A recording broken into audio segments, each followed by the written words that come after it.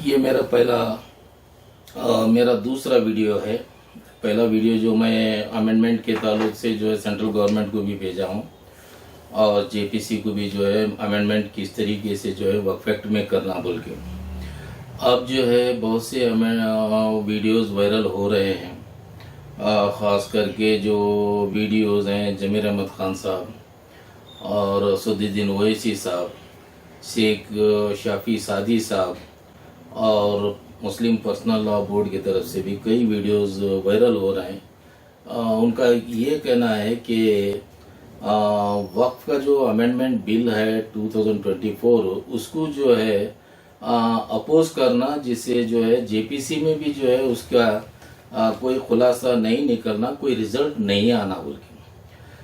मैं इससे पहले भी बता चुका हूँ कि मैं भी अपोज कर रहा हूँ कि किस तरीके से जो अमेंडमेंट वक्फ एक्ट में करना चाहिए और प्रेजेंट हाल को देखते हुए जो है वक्फ एक्ट को अमेंडमेंट की ज़रूरी है नहीं है। साथ ही साथ जो प्रपोज्ड अमेंडमेंट्स हैं 2024 के उनकी क्या ज़रूरत है या नहीं है, इससे पहले भी मैं डिटेल बताया हूँ। और मैं भी जो है स्ट्रॉन्ग अपोज कर रहा हूँ कि जो अमेंडमेंट जो कैरी आउट करना चाह रहे हैं वो जो है इस वक्त ज़रूरी नहीं है, जो अमेंडमेंट वक्फ एक्ट में लाने की कोशिश कर रहे हैं। मेरा एक और ओपिनियन ये रहा कि क्या प्रेजेंट अमेंडमेंट एक्ट 1995 और 2013 ये दोनों जो अमेंडमेंट करे हैं ये क्या मुस्लिमों को हेल्प हो रहा है? अगर हो रहा तो किस तरीके से जो है कितने मुस्लिमों को हेल्प हो रहा है? मेरा ये कहना है कि ये वक्फ अमेंडमेंट एक्ट 1995 और 2013 आने के बाद ये जो है सिर्फ मुस्लिमों के बीच में ही झगड़ा चल रहा है। मिसाल के तौर पे अगर कुछ लोग अगर प्रॉपर्टीज होल्ड करे हैं, जिन्हें वक्फ प्रॉपर्टीज बोल के जो थोड़े मुस्लिम्स ये करते हैं, और कुछ मुस्लिम्स का ये भी कहना है कि वक्फ प्रॉपर्टी जो मिल गई, आज मिलने के बाद मैं जो है उसको दवाखाना बनाना चाहता हूँ, गरीबों को देना चाहता हूँ, वो बेवाओं को जो है बांटना चाहता हूँ। इस तरीके से जो है वो अपने बड़े बड़े बातें करते हैं, जबकि वक्फ के बोर्ड के लिए या वक्फ के लिए अपने तरफ से कोई कंट्रीब्यूशन नहीं है। और इसके लिए जो है अब मेरा जो वीडियो बन रहा है, ये जो चल रहा है, ये जो है सिर्फ हम समझना चाहिए कि जेपीसी अमेंडमेंट के लिए पब्लिक की ओपिनियन पूछे है और पब्लिक को ये ज़रूरी है कि ओपिनियन अपने क्या देना चाहिए, और ये नहीं कि स्ट्रेट अवे जो है 2024 के बिल को ही खारिज कर देना चाहिए बोल के। और ये ज़रूरी भी है कि सभी मुस्लिम जो दानिशमंद हैं, जो लीगल एक्सपर्ट्स हैं, सभी लोग ये भी सोचना चाहिए कि वक्फ एक्ट 1995 में क्या खामियां हैं और वक्फ एक्ट 2030 में भी क्या खामियां हैं। मेरा ये कहना है कि 1913 से जो वक्फ एक्ट तब्दील होते जा रहा है, ये 5वीं बार वक्फ एक्ट तब्दीली हो रही है। मेरा ये सवाल भी है कि जो असदुद्दीन ओवैसी साहब से और मुस्लिम पर्सनल लॉ बोर्ड से एक सवाल ये है कि अगर तुम जो है राजेंद्र सरकार की कमेटी की रिपोर्ट को इम्प्लीमेंट क्यों नहीं करते बोल के कभी स्ट्राइक नहीं करेंगे, और कभी भी जो है तुम्हारा कोई रोड पे आके स्ट्राइक करना या कोर्ट में हाजिर होके स्ट्राइक करना ये कभी नहीं हुआ तुम्हारा। दूसरी बात यह है कि place of worship act, place of worship act जो था 1991 का, जो नरसिम्हा राव गवर्नमेंट जो इम्प्लीमेंट करे, जिसमें बाबरी मस्जिद का जो मसला था वो लिमिटेशन से बाहर रखा गया। बाबरी मस्जिद का डिस्प्यूट ही जो है बाहर रखा गया और बाकी के मसाजिदों को बचाने के लिए वो एक्ट को जो है इम्प्लीमेंट किया गया। मेरा ये सवाल असदुद्दीन ओवैसी साहब से भी है और मुस्लिम पर्सनल लॉ बोर्ड से भी है कि इस एक्ट को तुम क्यों नहीं चैलेंज करे। अगर आज बाबरी मस्जिद जाना या ढाए जाना तो क्या हमारी कमजोरी नहीं थी कि जो लिमिटेशन एक्ट में जो है उसको नहीं लाके और वो मस्जिद को गिराने के लिए सेंट्रल गवर्नमेंट भी जो है अपने तरफ से जो मदद करना था करी।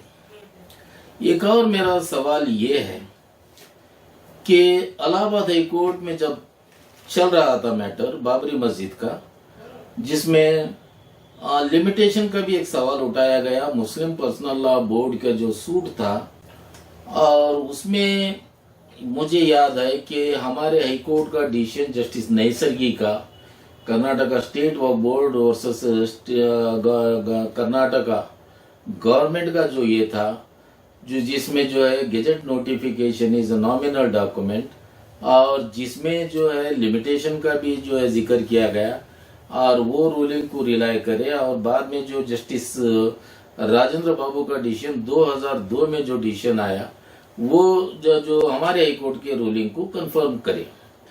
तो मैं ये बताना चाह रहा हूं कि देखिए, आप लिमिटेशन का भी ख्याल करिए। ऐसा नहीं है कि तुम्हारे सामने तुम्हारे सूट में अगर लिमिटेशन पे अगर सूट तुम्हारा डिसमिस होता है तो आज जो है 107 में लिमिटेशन की जरूरत नहीं है बोल के बोलना भी गलत है।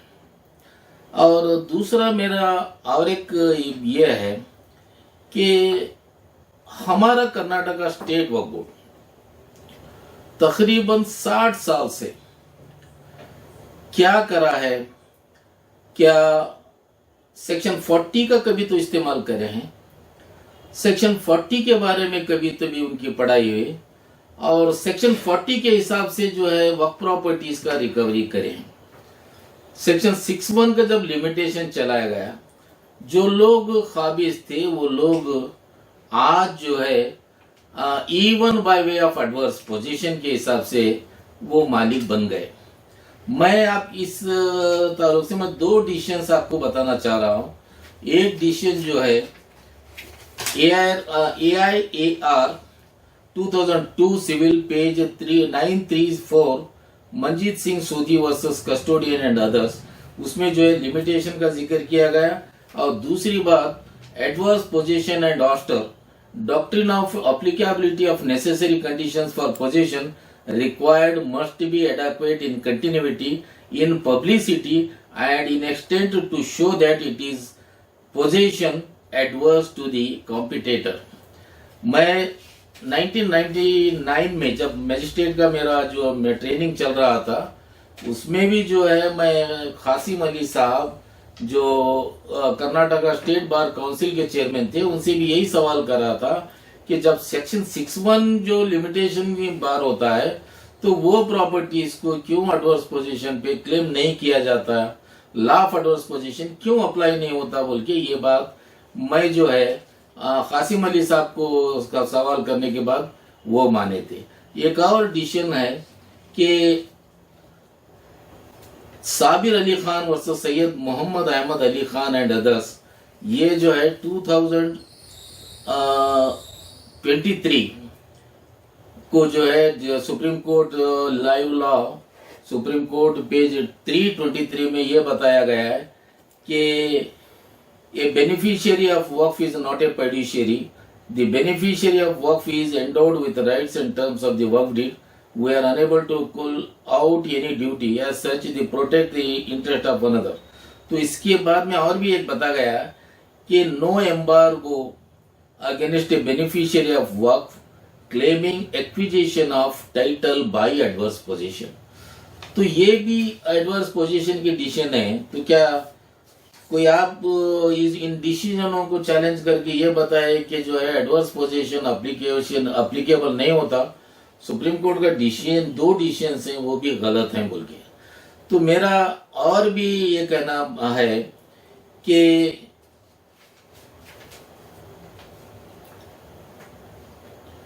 इस चीज से मैं और एक 3 जो अफजलपुर में जो डिस्प्यूट्स हो गए हैं उनके बारे में बताना चाहता हूँ। एक जो था शहनाज बेगम, इनकी जो माँ है लैंड ट्रिब्यूनल से ऑक्यूपेंसी राइट ग्रांट करे और 2007 में जो है writ petition Karnataka state Waqf board file करे, जिसमें जो है it is not a waqf property as the gazette notification is nominal document बोल के होल्ड करे 13733 ऑफ 2007 ये रिट पिटीशन है। और 117 ऑफ 2007 जस्टिस मंजोला चल्लूर एंड बीवी नागरत्ना का डिसीजन रिट अपील में जो कंफर्म करे जो सिंगल जज बेंच का।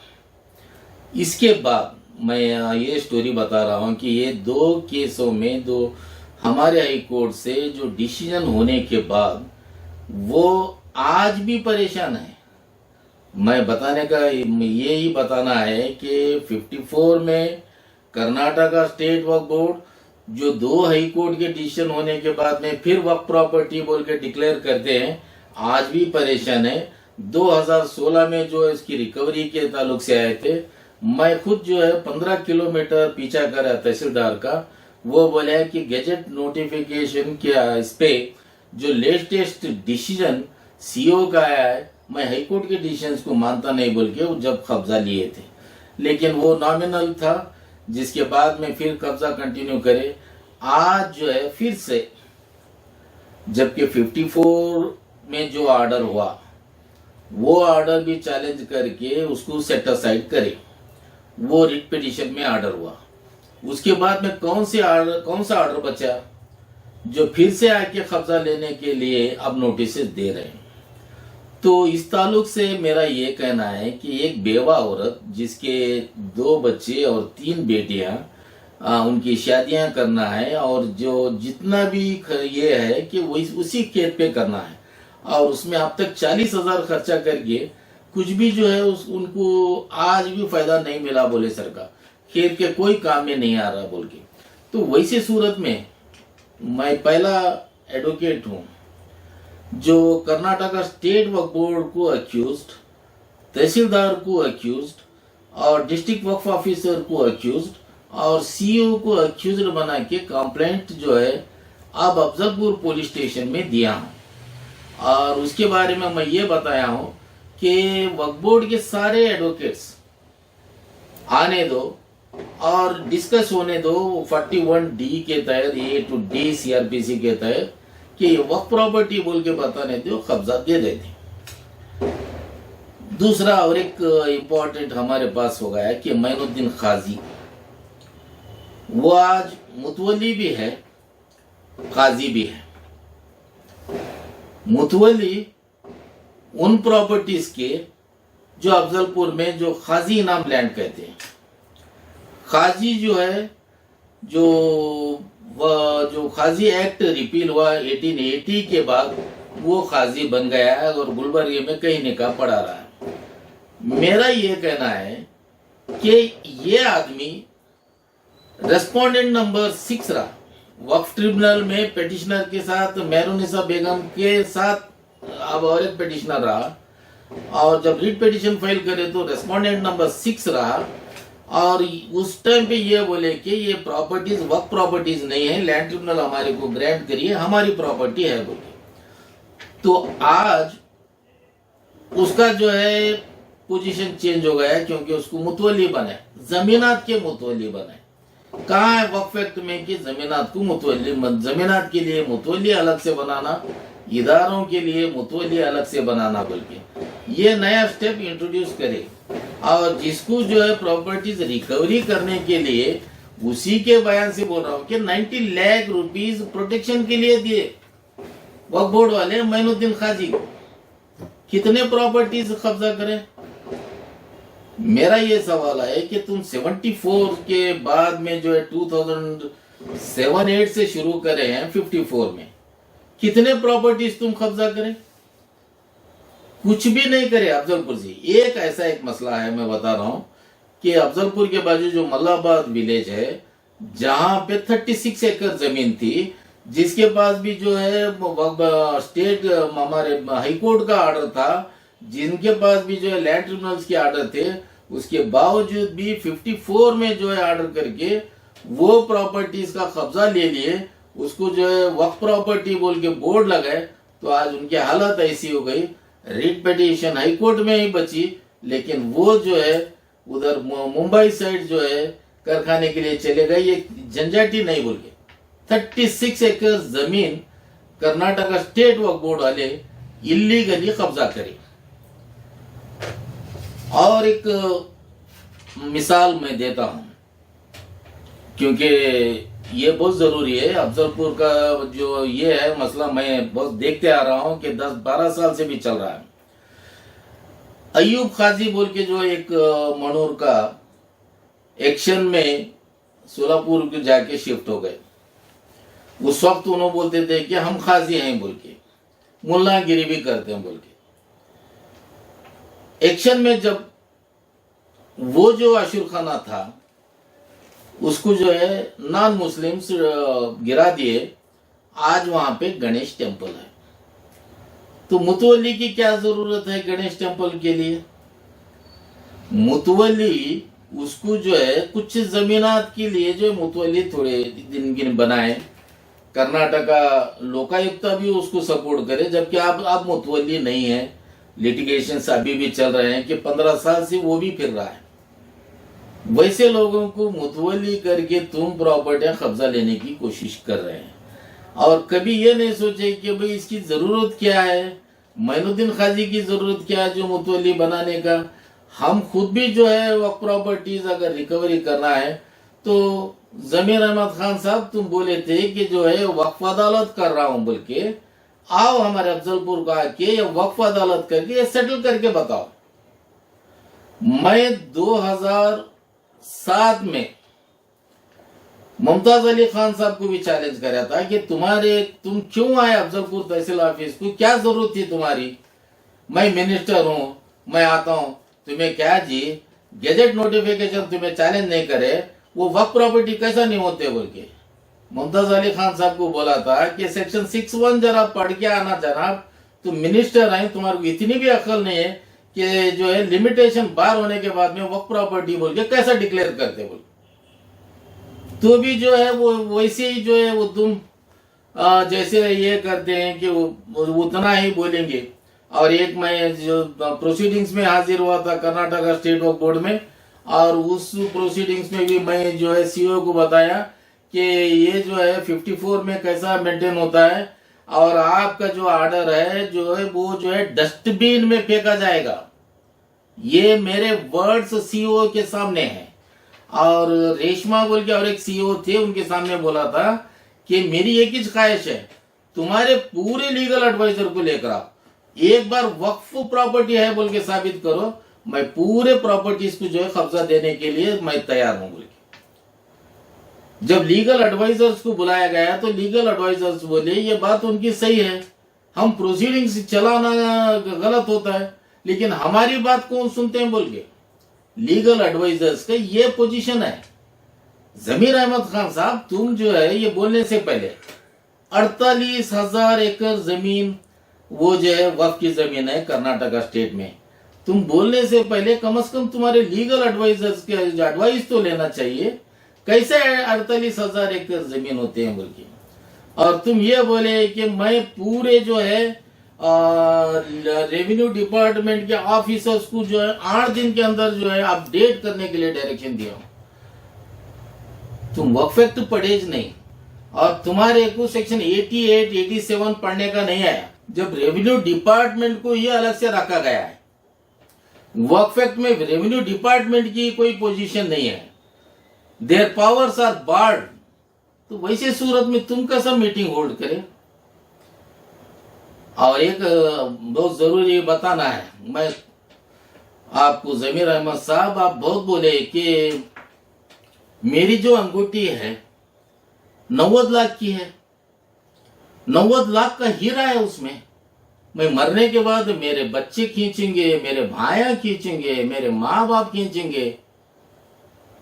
इतना बड़ा दिल, इतनी परेशानी हो रही थी जमीर अहमद खान साहब, उसको जरा वक्फ में वक्फ कर दो।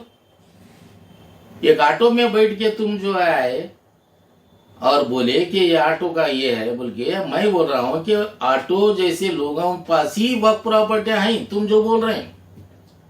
अगर ऑटो ये वक्त प्रॉपर्टी के जरिए खरीदे गया बोल के ऑटो अगर जब्त करे तो वो इंसान का क्या होगा? शेख साफी शादी वफ का कुछ उनको नॉलेज नहीं है।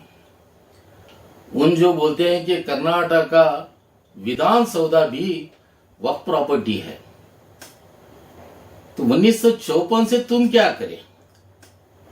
1974 में गैजेट हो गया, तुम क्या करे? गैजेट में जो है डालने लगाना था जो विधानसौधा भी जो वक्फ प्रॉपर्टी है बोल के। जमीर अहमद साहब को आप बोलो कि ये वक्फ प्रॉपर्टी है भाई, इसको भी वक्फ अदालत करो। सिद्धरामैया साहब को बुला के बोलो ये प्रॉपर्टी हमारी है, हमारे को दो बोल के। होता है क्या तुम्हारे हाथ से? बड़े बातें करना या मुफ्त में बातें करना, तुम्हारी वजह से जो है आज मुसलमानों को परेशानी हो गई, उनके वक्फ एक्ट को भी परेशानी तुम्हारे वजह से हो रही है। और इसके बाद मैं आपको सेक्शन 39 वक्फ एक्ट का हवाला दे के बात कर रहा हूं। 39 ये बोलता है कि अगर प्रॉपर्टी वक्फ प्रॉपर्टी अगर खत्म हो गई तो उसकी रिकवरी जो है सीओ के रिपोर्ट के बाद स्टेट वक्फ बोर्ड उसको जो है ऑर्डर करना, उसके बाद में जो है वक्फ ट्रिब्यूनल को अप्रोच होके उस प्रॉपर्टी को वक्फ प्रॉपर्टी बोल के डिक्लेयर कराना।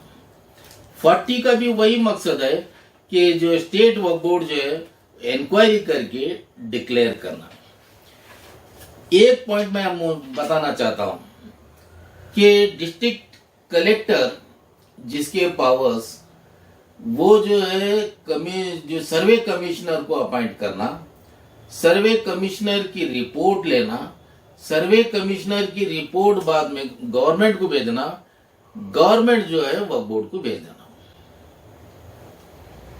अगर यही पावर्स अगर डिस्ट्रिक्ट कलेक्टर को दिए कि जो है तुम जो है 39-40 में जो है इस प्रॉपर्टीज का जैसे कमिश्नर रिपोर्ट आता है उस पे डिसाइड करके तुम ऑर्डर करो, और उस ऑर्डर को जो है वक्फ ट्रिब्यूनल में अगर चैलेंज करे तो वहां पे जो फैसला होगा उसको माना जाएगा। मेरा सवाल कर्नाटका स्टेट वक्फ बोर्ड से है कि भाई तुम जो है खाली कमेटी बनाए, तुम जो है खाली 54 का पीछा करे, तुम सिर्फ जो है लोगों को खुश करने के लिए, कुछ मुस्लिम्स जाते हैं, तुम उनको खुश करने के लिए आज 54 प्रोसीडिंग्स करें जबकि मेंटेन नहीं होते। तुम्हारे को क्या जरूरत है कि 54 में करके जो है तुम जो है सीओ के जरिए तुम्हें वो प्रॉपर्टी को निकालने की कोशिश कर रहे, जबकि तुम्हारे अख्तियारात थे, तुम्हारे अख्तियारात हैं।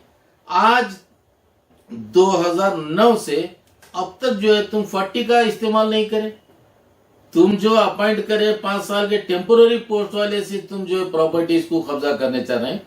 तो आइए इसको जो है वक्फ अदालत करो, इन मसलों को हल करो।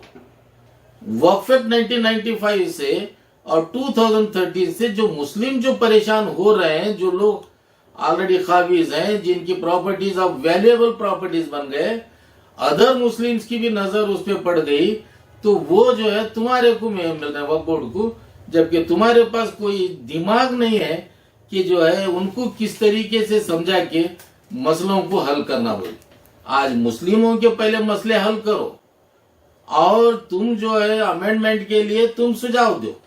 तुम्हारे में कैपेसिटी नहीं है तो किसी अच्छे लॉयर से भी सुझाव देने लगाओ।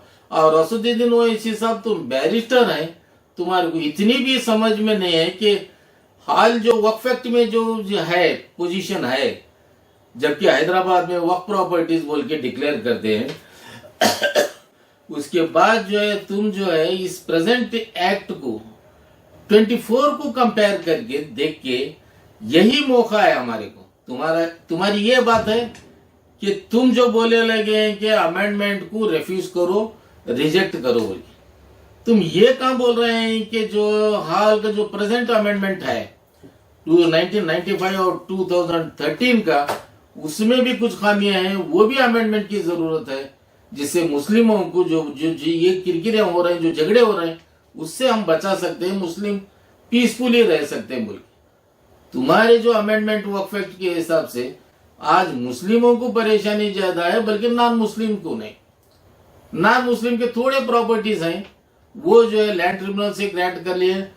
यार 1979 का decision Radha Krishnan versus UP State Waqf Board का डिसीजन उनको अप्लाई होता है, और उनको वक्फ एक्ट ही अप्लाई नहीं होता, तो उनको कोई परेशानी नहीं है। तो झगड़ा तो मुस्लिमों के बीच है, इसको जो है खत्म करने की कोशिश करना, ये मेरा रिक्वेस्ट है। और सिर्फ बोलना है कि 17,000 करोड़ मुसलमान आज परेशान हैं, ये वो बोलना आप जैसे लोगों को सही नहीं दिखता, क्योंकि आप ग्राउंड लेवल पे कुछ सर्विस दिए तो वहां पे कई मुसलमानों के जो मसाइल है वो हल होते हैं।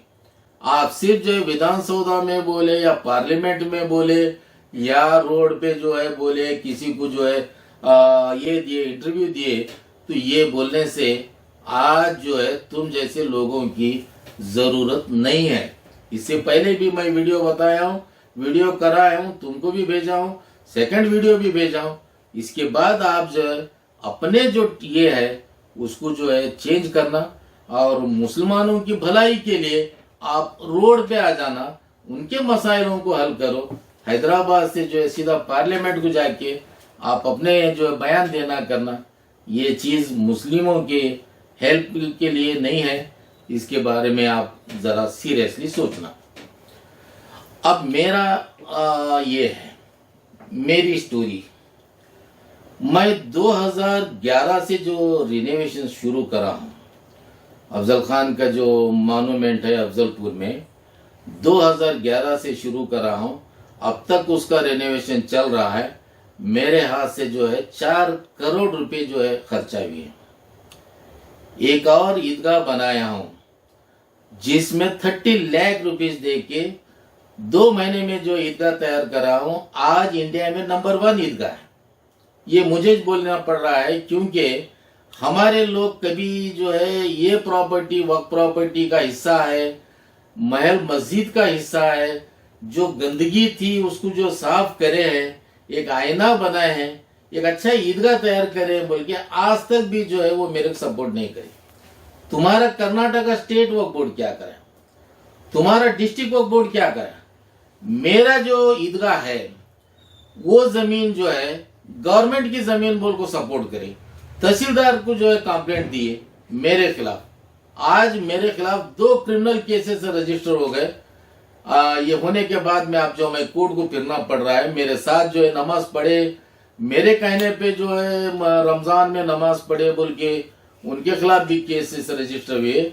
ये मेहरबानी हमारे लोगों की है और तुम्हारे डिस्ट्रिक्ट वक्फ बोर्ड की मेहरबानी है, जिसकी वजह से जो है तहसीलदार मेरे खिलाफ पर्सनल ये केस करे। और एक केस जो है जो एक्ट आया था जो नेचर का इसके लिए जो होता था कोरोना में, जब भी जो है एक केस रजिस्टर हो गया। आओ तुम वक्फ अदालत करो, मेरे केसेस विड्रा करने के लिए स्टेट को जो है रेफर करिए, मेरा मैटर भी रेफर करिए, और आके देखिए क्या मैं कितना जो है ये काम जो है इस फील्ड में करा हूं।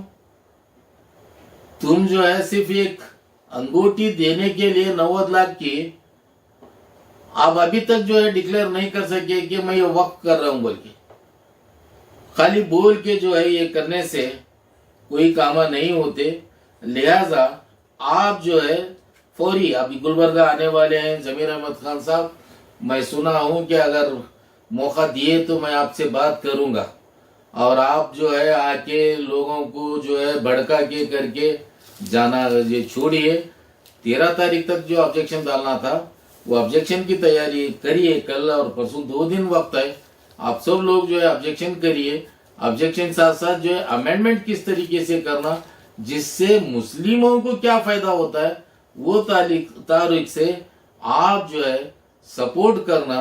और अमेंडमेंट के खिलाफ जो कर रहे हैं आप मुहिम कर रहे हैं, लेकिन वो अमेंडमेंट अगर ऑर्डर पास हुआ, क्योंकि जेपीसी वाले ये नहीं बोल रहे कि हम 100% ये करेंगे बोल के, और हमारे को सुप्रीम कोर्ट का भी दरवाजा खटखटाना है, और हमारे को ये भी मालूम होना चाहिए कि जो 99 वक्फ एक्ट में जो सेंट्रल गवर्नमेंट के पावर है, और जो है सेक्युलर एक्टिविटीज के लिए जो है सेंट्रल गवर्नमेंट अमेंडमेंट करे, और सेंट्रल गवर्नमेंट चाह तो जो है सभी काम वक्फ बोर्ड्स को मिला के कॉमन वक्फ बोर्ड करेंगे, या स्टेट गवर्नमेंट जो है एक वक्फ बोर्ड अगर सही नहीं करा जिसको सुपरसीड करे 2-3 बार करे, किसकी गलती की वजह से? तुम जैसे वक्फ बोर्ड में भर के बैठे हैं, तो इसके वजह से जो है गवर्नमेंट को सुपरसीड करना पड़ा। ये हमारे को शर्म की बात है। और मैं तो ये लिखा हूं कि सिद्धरामैया को, हमारा वक्फ बोर्ड जो इतना बेकार है, जो बंच ऑफ जोकर की तरह है, तो आप समझ सकते हैं कि क्या परेशानी मेरे को हो गई, हमारे लोगों को, अफजलपुर वालों को हो गई, और दूसरे लोग जो गुलबर्गा थ्रू आउट जो में जो लोगों को परेशानी हो रही, मैं एग्जांपल दे के बताया। इसको समझ के आगे बढ़िए, और अमेंडमेंट को अपोज करते हुए तुम्हारे तरफ से अमेंडमेंट क्या होना चाहिए वो भेजिए। ऐसा नहीं बोलना है कि जो है हम अमेंडमेंट को रेफ्यूज करते हैं बोल के। मीर उस्मान अली जो हैदराबाद का बादशाह था, 500 टन सोना गवर्नमेंट को देना पड़ा। वो भी सोच रहा था कि मैं इंडिपेंडेंट रहूंगा, मेरा जो प्रिंसली स्टेट है वो इंडिपेंडेंट रहेगा बोल के जो फाइट करे, जिसमें एमआईएम के जो है कासिम रिजवी साहब भी थे, और वैसी पार्टी तुम्हारे को लेके चल रहे, और उसी में जो है कई मुस्लिम मारे गए, जिसमें मेरे बड़े बाप का भी इंतकाल हो गया।